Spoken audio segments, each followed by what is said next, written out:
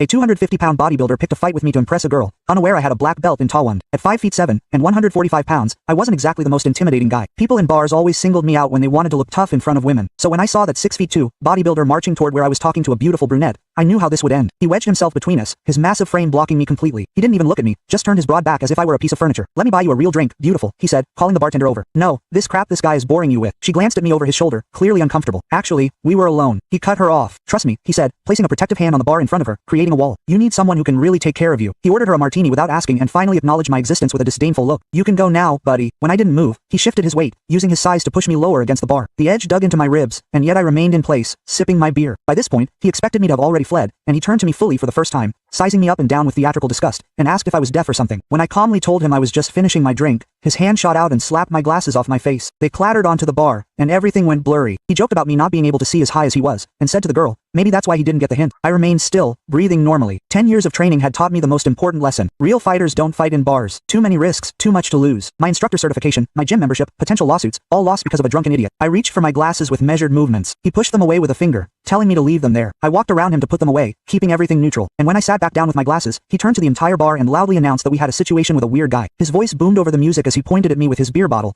claiming I'd been bothering that girl for an hour. The brunette tried to protest, but he cut her off, placing a possessive hand on her shoulder that made her flinch, and told everyone not to worry that he had everything under control. His friends, at a table in the corner, started laughing and shouting. Someone asked if I was in elementary school. He smiled and turned to the bartender, suggesting my ID should be checked again because I looked about 12 years old. The brunette jerked away from his hand, but he continued speaking over her, telling her she didn't need to be polite anymore. Half the bar was watching now, some people limping, giving me suspicious looks. My reputation in this place, where I'd been a regular for 2 years, was being destroyed in real time. Then he decided to demonstrate my weakness and suddenly grabbed my wrist, raising it for the bar to see while comparing it to the arms of his 12-year-old nephew. I didn't resist, keeping my breathing steady as he tightened his grip, his thumb pressing against the pressure point. He pulled me off the stool effortlessly, spinning me around to show the girl what would happen if real danger appeared. Then he pushed me back against the bar, not hard enough to be considered assault, but enough to prove his point. The corner of the bar dug into my spine, and he stood there waiting, telling me to push him back to show her I was a real man. I remained relaxed, my hands at my sides, no aggressive posture, nothing that could justify what he wanted to do. His face darkened at my lack of reaction. He called me pathetic. He turned to the girl, explaining that this was why she needed someone like him around and painting scenarios of what could happen to me just standing there, doing nothing if he were truly dangerous. The brunette stood up and said she was leaving. He grabbed her wrist immediately, insisting he would walk her to her car because the streets weren't safe. Her voice was firm, but I could hear the fear underneath as she told him to let go. He tightened his grip a little, still smiling, saying he was only trying to help. She tried to pull away, but he firmly assured her and told her to relax, that he was just being a gentleman. His grip tightened enough to make her gasp. She was getting genuinely scared now. The panic in her voice as she pushed at his chest with her free hand was when something shifted in his eyes, his drunken bravado turning into something uglier, and he pulled her against him with real force, dismissing her protest as drama. She screamed, twisting hard to free herself. He grabbed her other wrist as well,